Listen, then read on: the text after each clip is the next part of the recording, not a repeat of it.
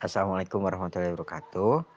Kami dari kelompok sejarah yang beranggotakan Adinda Puspita, Indra Septiana, Iqbal Faryarianto, Lutfi Ardiansyah, dan Rizkin Askiatun Nafis ingin mempresentasikan hasil kerja kami.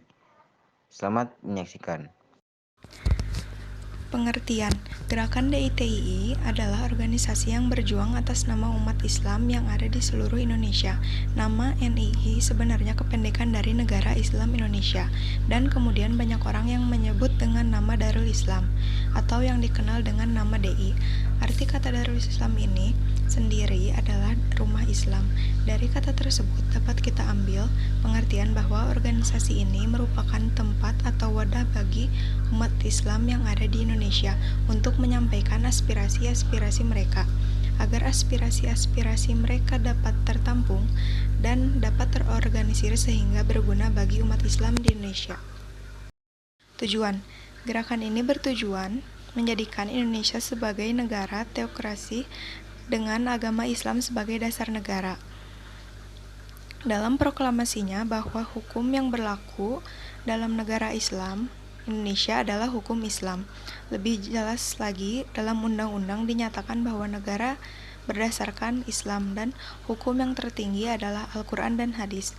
Proklamasi Negara Islam Indonesia dengan tegas menyatakan kewajiban negara untuk memproduk undang-undang yang berlandaskan syariat Islam dan penolakan yang keras terhadap ideologi selain Al-Quran dan hadis sahih. DI atau TI Jawa Barat.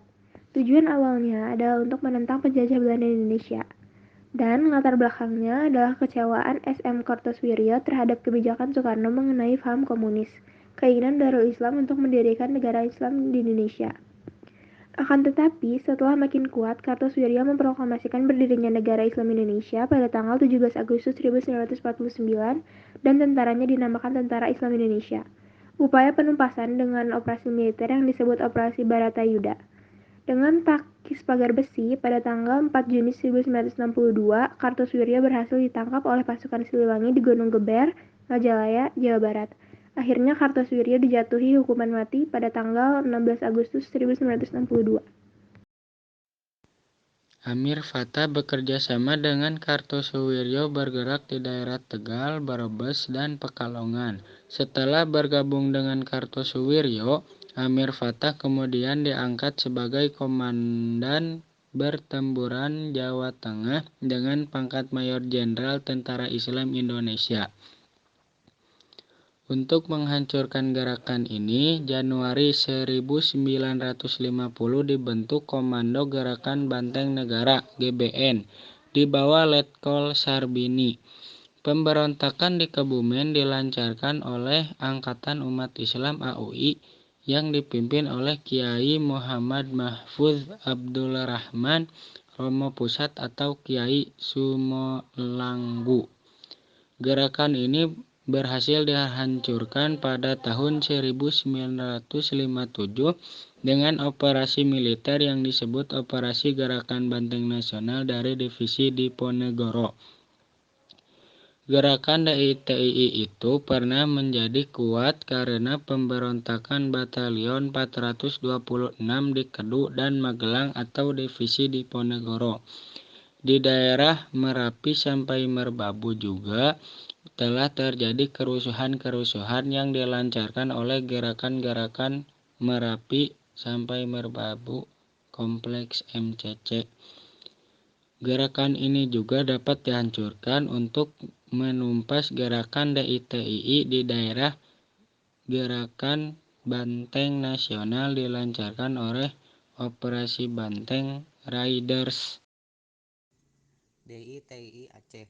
Latar belakang adanya berbagai masalah antara lain masalah otonomi daerah, pertentangan antar golongan, serta rehabilitasi dan modernisasi daerah yang tidak lancar menjadi penyebab meletusnya pemberontakan DITI di Aceh.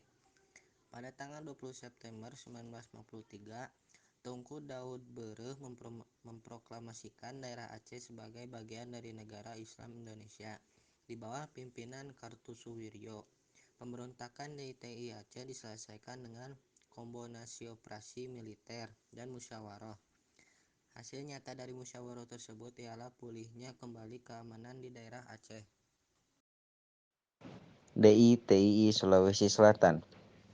Pemerintah berencana membubarkan Kesatuan Gerilya Sulawesi Selatan yang disingkat KGSS dan anggotanya disalurkan ke masyarakat.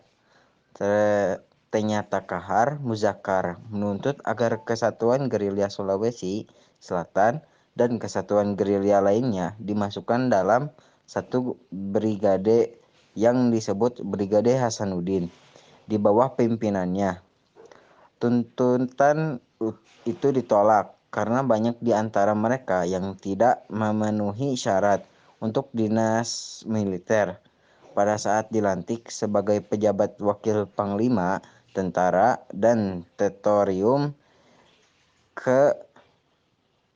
ke-7, Kabar Muzakkar beserta para pengikutnya melarikan diri ke hutan dengan membawa persenjataan lengkap dan mengadakan pengacauan. Kahar Muzakar mengubah nama pasukannya menjadi Tentara Islam Indonesia dan menyatakan sebagai bagian dari DI atau TII Kartosuwiryo pada tanggal 7 Agustus 1953, tanggal 3 Februari 1965, Kahar Muzakar tertembak mati oleh pasukan TNI. DITI Kalimantan. Ibnu Hajar beserta dengan pasukan yang diberi nama Kesatuan Rakyat yang tertindas melakukan berbagai aksi penyerangan terhadap pos-pos TNI di daerah tersebut. Selanjutnya, karena Ibnu Hajar tidak mau menyerah, maka pemerintah terpaksa mengambil tindakan tegas guna menumpas gerombolan Ibnu Hajar. Pada tahun 1959, gerombolan tersebut berhasil dihancurkan dan Ibnu Hajar berhasil ditangkap. Sekian dari kami. Wassalamualaikum warahmatullahi wabarakatuh.